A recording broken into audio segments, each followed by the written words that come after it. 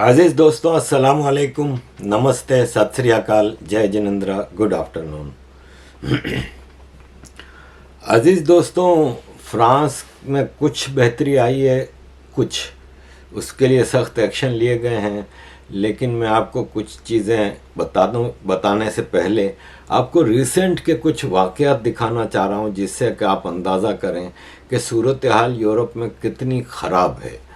एक इंग्लैंड में पाकिस्तानी है अब्दुल वहाब को अभी 22 साल की जेल की सज़ा हुई है, क्योंकि उसने अपनी सौतेली बेटी, इसकी बीवी पोलैंड की थी, तो पोलैंड की उस बीवी की जो पहले बच्चा था 5 साल की बेटी नादिया, उसको टॉर्चर कर कर के मार दिया, 5 साल की बच्ची को।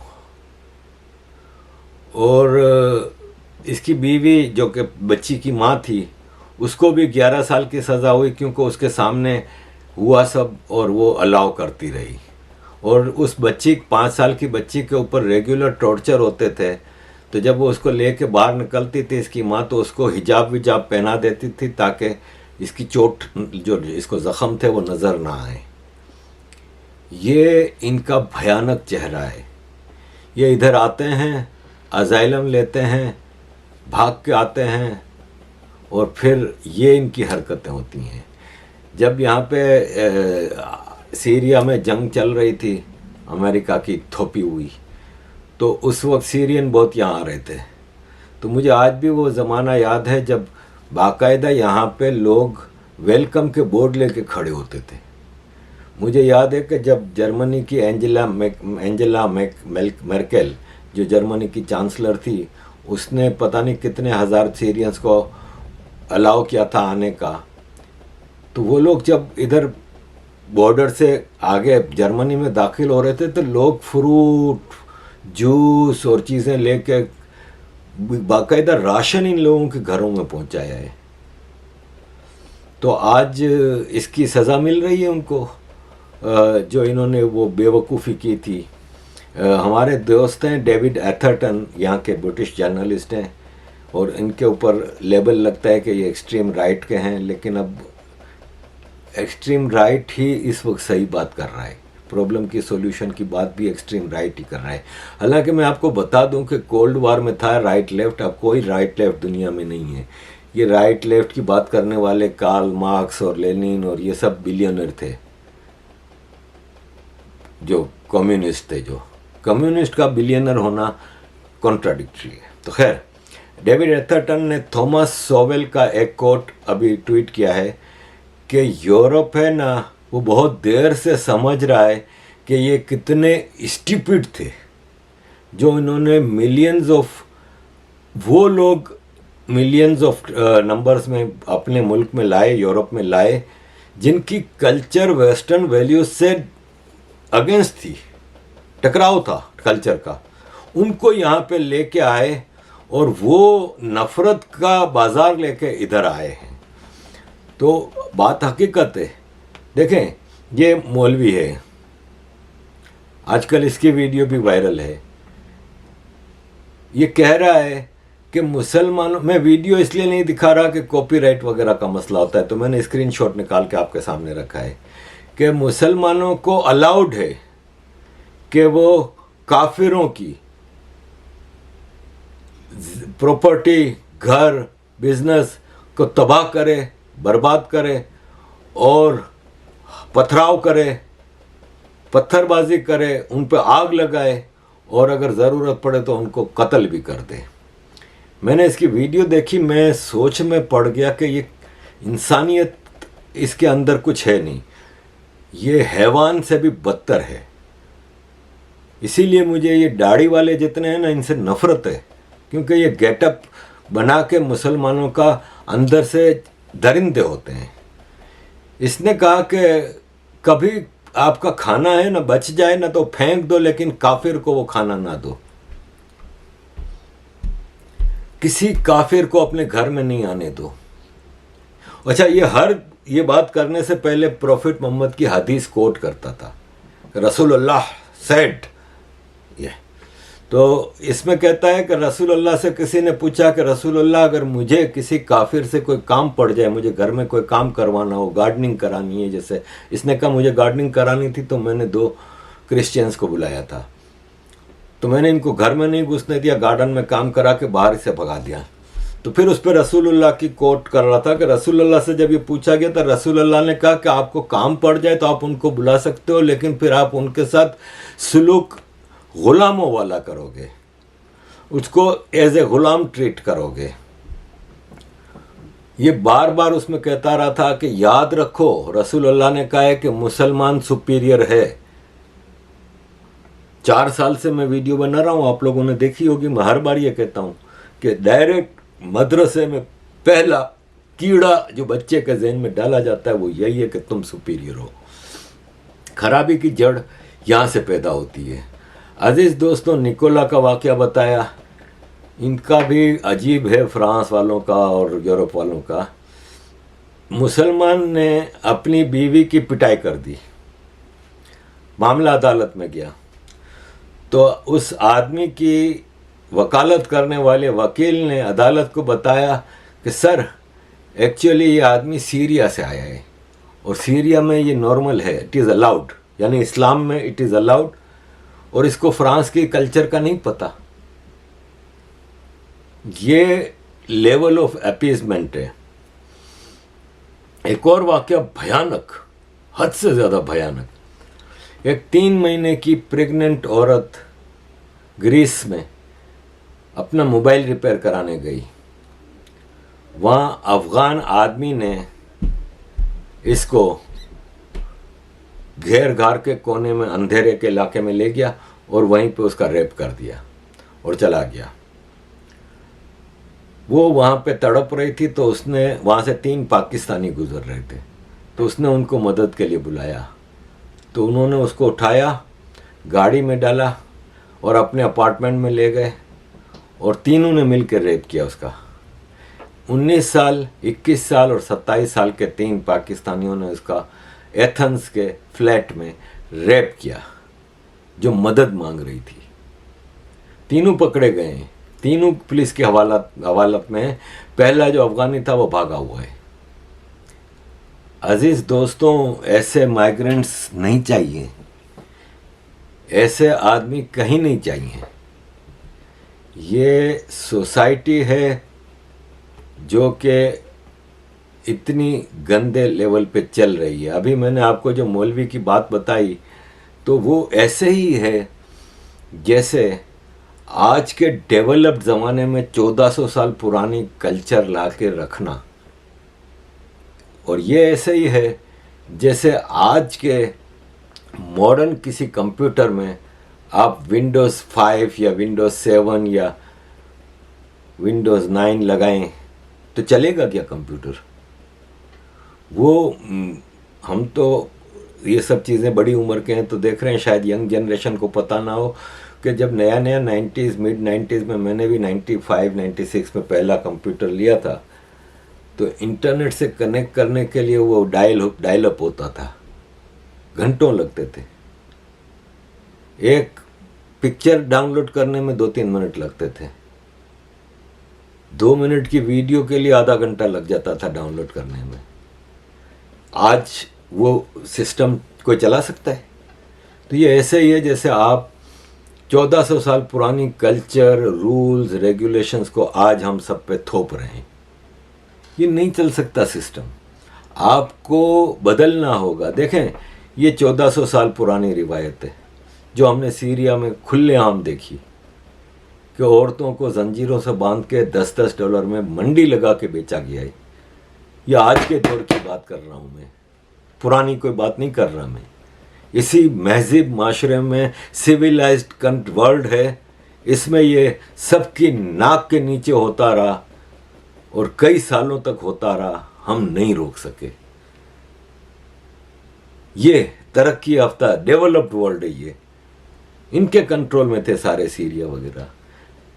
बच्चे को पता है कि किसने बनाई थी ISIS, दाइश, इस्लामिक स्टेट किसने बनाई थी। अगर तालिबान का प्रोड्यूसर, डायरेक्टर अमेरिका था तो स्क्रिप्ट राइटर पाकिस्तान था।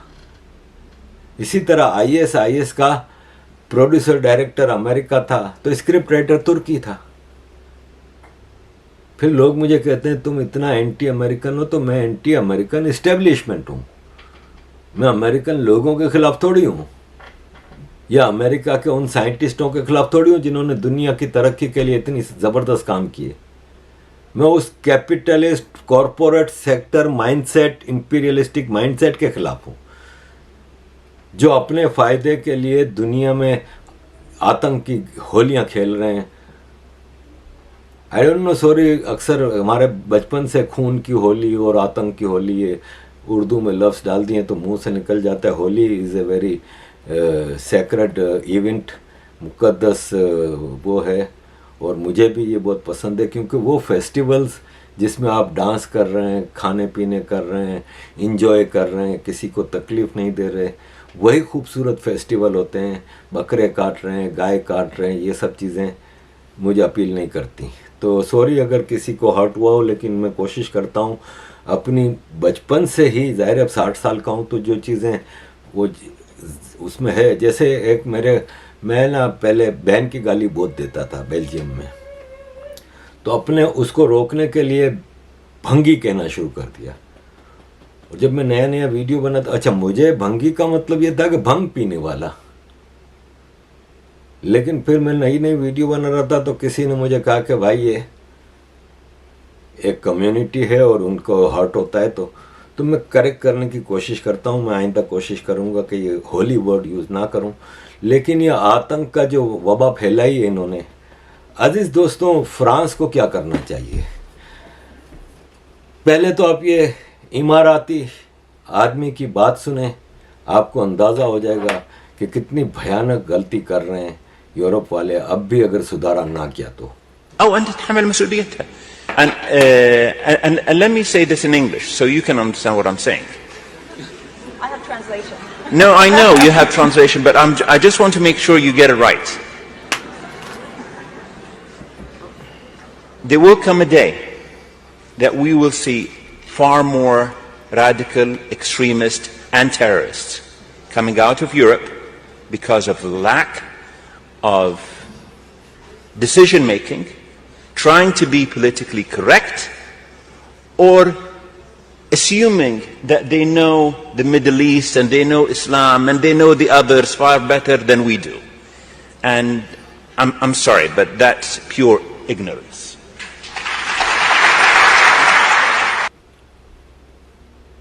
अजीज दोस्तों, कल की वीडियो में मैंने बताया था कि ये क्रूसेड है, ये किताब है Holi warriors, a modern history of crusade. आपको याद होगा कि विवेक अग्निहोत्री जी ने किताब लिखी थी अर्बन नेक्सल्स। ये इसी तरह की चीज़ें हैं। आज का क्रूसेड घोड़े गधों पे बैठ के नहीं आते, आज का क्रूसेड ये है जो हो रहा है। देखें, ये रोशन एम सलीह ने ट्वीट किए कि फ्रांस एक रेसिस्ट और इस्लामोफोबिक नेशन है, और जो अभी फ्रांस में हो रहा है ना, ये गुस्सा और फ्रस्ट्रेशन निकाला जा रहा है ओप्रेस्ड पीपल की तरफ से। कौन से ओप्रेस्ड भाई? सारे बेनिफिट ले रहे हैं, जॉबलेस अलाउंस ले रहे हैं, सारे हराम की रोटियां तोड़ रहे हैं गोरे टैक्स पेयर्स के पैसे पे। कौन से ओप्रेस्ड ये हमें नजर आ रहा है? हम भूले नहीं अभी 6 महीने पहले फुटबॉल वर्ल्ड कप में क्या हुआ था। पेरिस की शांजेलिजे स्ट्रीट है जिसपे वर्ल्ड कप जब भी जीता है फ्रांस, 98 में मैं भी गया था वहां पे जब वर्ल्ड कप जीता था फ्रांस। जब फ्रांस वर्ल्ड कप जीता था तो मैं उधर शांजेलिजे में गया, 2 मिलियन से ज्यादा लोग थे। ये अपना जश्न मनाने उधर आते हैं। तो ये वर्ल्ड कप अभी जो लास्ट ईयर खत्म हुआ, इसमें सेमीफाइनल में जब मोरक्को को हराया तो उसी शांजेलिजे स्ट्रीट पे गोरे जश्न मना रहे थे, उस पर मोरक्को ने हमला कर दिया। अरे अगर इतना ही तुम लोगों को मोरक्को से, अपने देश से प्यार है तो जाओ ना उधर, इधर क्या करने आए हो? फिर हराम की रोटियां इनकी तोड़ते हो। और अगर इतना ही इस्लामोफोबिक नेशन है, इतना ही रेसिस्ट है फ्रांस, तो भाई साहब इतना खर्चा करके जान जोखम में डाल के कश्तियों में बैठ के क्यों आते हो इस रेसिस्ट कौम के पास? क्या लेने आते हो इधर? चाइना नहीं जा रहे? चाइना जाओ ना उधर, चाइना दुनिया की दूसरी बड़ी इकोनॉमी है, सारी फैसिलिटीज हैं, उधर क्यों नहीं जाते? इधर क्या लेने आते हो? इंसान के बच्चे बन के रहो तो हर जगह वेलकम होता है, लेकिन तुम लोगों की तो एक तुक समझ नहीं आती। जो देश तुम्हारे साथ भलाई करे उसके साथ ये सब करते हो। सऊदी अरब में नहीं करेंगे, इमारात में नहीं करेंगे, कुवैत, कतर, बहरीन, ओमान में नहीं करेंगे, चाइना में नहीं करेंगे, मुंह बंद। चाइना कंसंट्रेशन कैंप में बाहर डाल दे, मुंह बंद।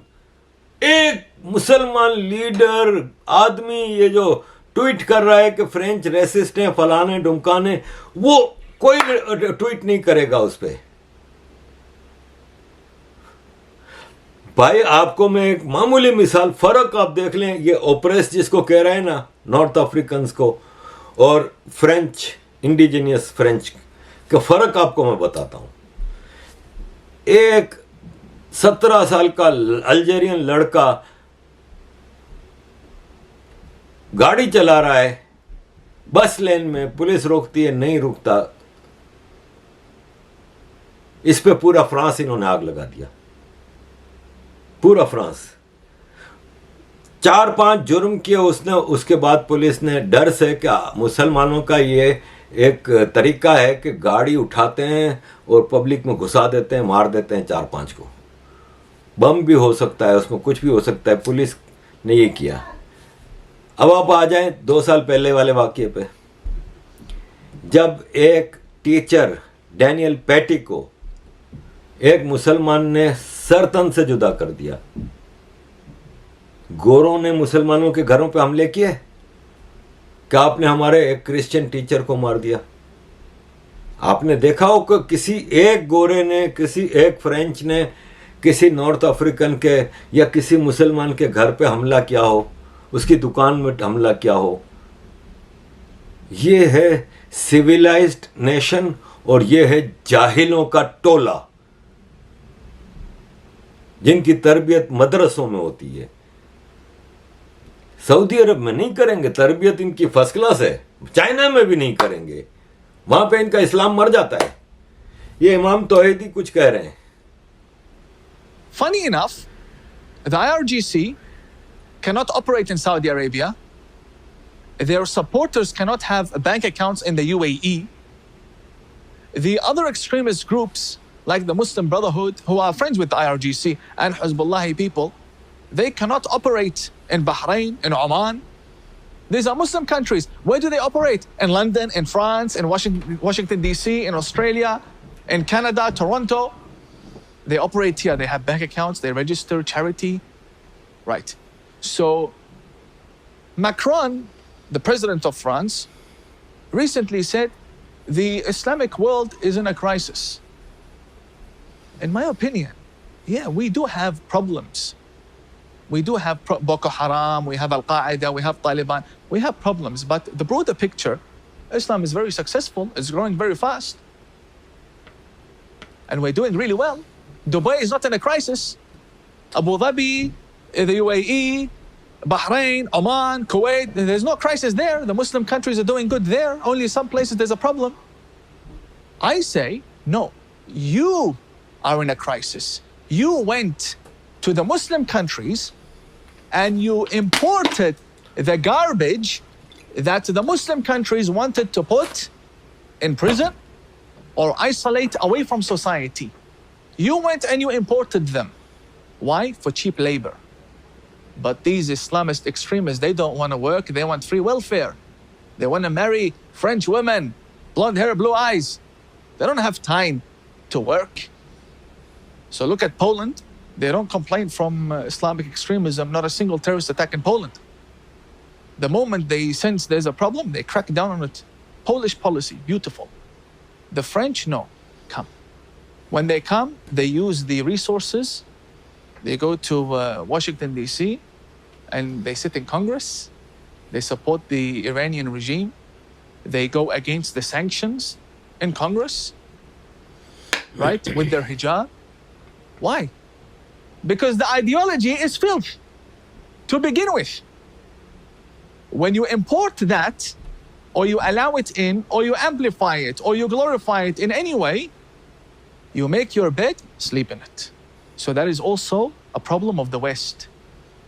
The question is, Tina, did the extremists become stronger or the West become weaker? I say it's both. अजीज दोस्तों, फ्रांस पे वापस आते हैं, जो ग्राउंड रियलिटी है उस पे। क्या आपने देखा था अभी वैगनर ग्रुप ने रशिया में एक म्यूटनी की थी, एक बगावत की थी पुतिन के खिलाफ। वो कुछ घंटों में ही मामला रफा दफा हो गया था, लेकिन वेस्ट ने उसको बड़ा चढ़ा के पेश किया था।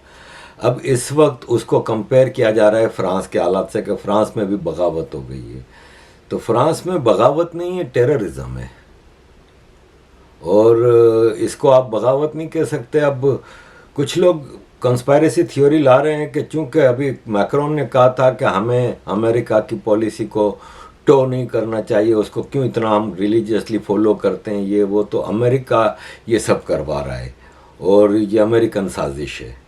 मैं जानता हूँ अमेरिकन साजिशी हैं, सब कुछ है, लेकिन मैं समझता हूँ कि यहाँ पे अमेरिकन इन्वॉल्व नहीं है और इसका अमेरिकन से कोई ताल्लुक़ नहीं है। ये एक इनके अंदर एक काफ़ी पुराना मामला चल रहा है। जब हिजाब पे पाबंदी आई, जब फ्रांस ने मस्जिदों की स्क्रूटनी शुरू की, जब चार्ली हेब्दो के कार्टून आए, जब लबैक ने पाकिस्तान में प्रोटेस्ट किए थे, ये एक पुरानी नफ़रत है इनके अंदर जो निकालते रहते हैं। 2005 में मैंने आपको पिछली वीडियो में 2003 बोला था, तो एक्चुअली में फ्रांस के नॉर्थ में आमिया शहर में 2003 से 2005 2 साल हम रहते थे उधर, तो इसलिए वो मुझे सही 2003-2005 याद नहीं रहता, लेकिन वहीं हम रहते थे। तो ये वाक़या हुआ था जब 10,000 गाड़ियाँ जलाई थी। उस वक्त कौन सा अमेरिका की साजिश थी? मैं इसको नहीं बाय करता कि ये अमेरिकन साजिश है। दूसरी बात ये है कि कुछ लोग अफवाह फैला रहे थे कि फ्रांस की आर्मी ने गुस्से में आ गई है, मैक्रोन को पसंद नहीं करती, और मैक्रोन को इन्होंने वार्निंग दे दी है कि तुम सुधर जाओ, मामला को कंट्रोल कर लो वरना हम टेक ओवर कर लेंगे। तो यार ये पाकिस्तान नहीं है कि यहाँ पे आर्मी टेक ओवर कर लेगी, ऐसा नहीं है। और ये भी याद रखें कि France is a member country और super member country of European Union है। यूरोपियन यूनियन के 3 सबसे बड़े जो कंट्री होते थे उसमें से इंग्लैंड निकल गया है। तो अब यूरोपियन यूनियन के 2 मेजर कंट्रीज़ एंड इकोनॉमीज़ हैं ना, वो फ्रांस और जर्मनी हैं। तो यूरोपियन यूनियन है, नेटो है, सब चीज़ें हैं। ऐसा नहीं है यहाँ की फ्रांस की आर्मी पाकिस्तानी आर्मी नहीं है, पंजाबी आर्मी नहीं है। तो कुछ अगर कोई रिटायर्ड जनरल इक्का का ट्वीट इख्तलाफ के ऊपर कर देता है तो वो उसका हक है भाई, फ्रीडम ऑफ स्पीच में उसका हक है। तो ऐसा कुछ नहीं है। फ्रांस कंसीडर कर रहा है लाने का इमरजेंसी रूल है ना, 1955 में से फ्रेंच ने इंट्रोड्यूस कराया था कि इसके तहत है ना बहुत ही ज़्यादा ख़तरनाक सूरत हाल आ जाए तो president of France emergency rule declare कर सकता है। उसमें उसके पास एक्स्ट्रा ऑर्डिनरी पावर्स आ जाते हैं, जैसे कि कर्फ्यू लगा सकता है, लोगों की मूवमेंट को रिस्ट्रिक्ट कर सकता है, मास गैदरिंग्स जैसे धारा 144 और इस टाइप की चीज़ें, और सिक्योर्ड जोन भी बना सकता है, नो गो जोन, जैसे वहाँ पे आप कुछ नहीं कर सकते ये वो। इसके अलावा स्टेट ऑफ इमरजेंसी में सिक्योरिटी सर्विसेज और पुलिस, फ्रांस में है ना 2 किस्म की पुलिस है, एक जनदार्म है, एक पुलिस है। पुलिस है ना वो लोअर लेवल की पुलिस है, और जनदार्म को आप कंपेयर कर सकते हैं, भारत में क्राइम ब्रांच है, central bureau of intelligence CBI है। इस तरह जनदार्म का एक्चुअल मतलब होता है जॉन दे आर्म। जॉन मतलब पीपल,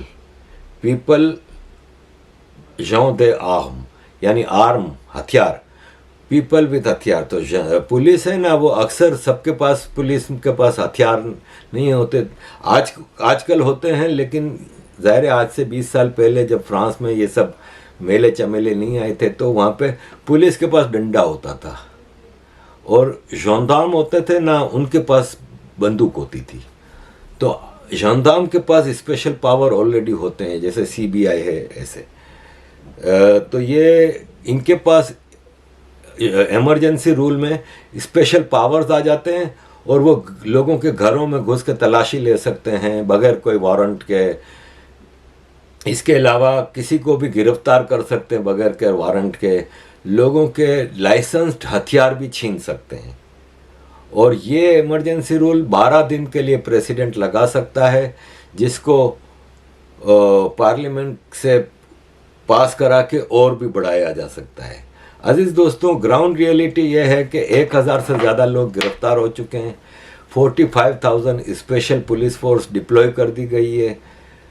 79 पुलिस वाले ज़ख्मी हुए हैं, पुलिस और जनदाम के लोग ज़ख्मी हुए हैं। और 1350 गाड़ियां जलाई गई हैं, 234 बिल्डिंगों को आग लगाई गई है और लूट मार पूरे फ्रांस के शहरों में हुई है। ये ग्राउंड रियलिटी है। अजीज़ दोस्तों, अमेरिका में एक खातून ने एक स्पीच की थी, वो आपके सामने रखता हूँ, जिससे आपको इनका मोडस ऑपरेंडी पता चल जाएगा। ये पूरी दुनिया में जहाँ भी रहते हैं ना, नॉन मुस्लिम कंट्रीज़ में, ये इनका मोडस ऑपरेंडी है। I am holding in my hand the Muslim Brotherhood plan for the destruction of the United States, written 5/22/1991. They talk about the settlement in the United States. Understanding the role of the Muslim Brother in North America. The process of settlement is a civilization jihadist process with all the word means. The Ikhwan, which is the Arabic word for brothers, must understand that their work in America is a kind of grand jihad in eliminating and destroying the Western civilization from within and sabotaging its miserable house by their hands and the hands of the believers, so that it is eliminated and Allah's religion is made victorious over all other religions. Is this clear? They don't mince words, do they? But the most important page of this document is the last page. Because in the last page, they list 29 front Islamic organizations set up in the United States with the specific goal of sabotaging America from within and destroying America by our own hands. And I'm just going to name a few. Number 1 on the list is ISNA, Islamic Society of North America. And if you're familiar with ISNA, it's because they are now advisors to President Obama about Middle East policy. Assalamu alaikum, and congratulations to Imam Magid and everyone at the Islamic Society of North America. So we not only have the fox watching the hen house, we have the fox inside the White House dictating policy in the ear of the president. Number 2 on the list is the MSA, the Muslim Student Association. The Muslim Student Association has more chapters on American college campuses than the Democrats and the Republicans combined. Number 8 on the list is NATE, the North American Islamic Trust. The North American Islamic Trust owns the deed to over 90% of American mosques in the United States. That is a problem. They set up every organizations in this plan to destroy America, focusing on every sector of our society. Organizations focused on publishing, organization focused on media, organization focused on education, with the strict purpose of doing sabotage to America from within. तो अजीज दोस्तों, ये है basic सोच। वो जो कीड़ा है ना, जो मदरसे में पहले दिन डाला जाता है कि तुम मुसलमान हो, तुम्हें पूरी दुनिया में इस्लाम फैलाना है, काफिरों से पाक करना है, वगैरह वगैरह, ये हर मुसलमान बचपन से अपनी सोच में डेवलप करता है। फिर वो जिस कंट्री में जाता है उसका यही हाल होता है। अजीज़ दोस्तों, थैंक यू वेरी मच। आपकी सपोर्ट हमेशा मुझे बहुत सहारा देती है, हौसला बढ़ाती है काम करने का, और मेहनत से और आपके सामने करेक्ट चीज़ें लाने का दिल करता है। Thank you very much, Aziz Doston, for your keeping support. Thank you.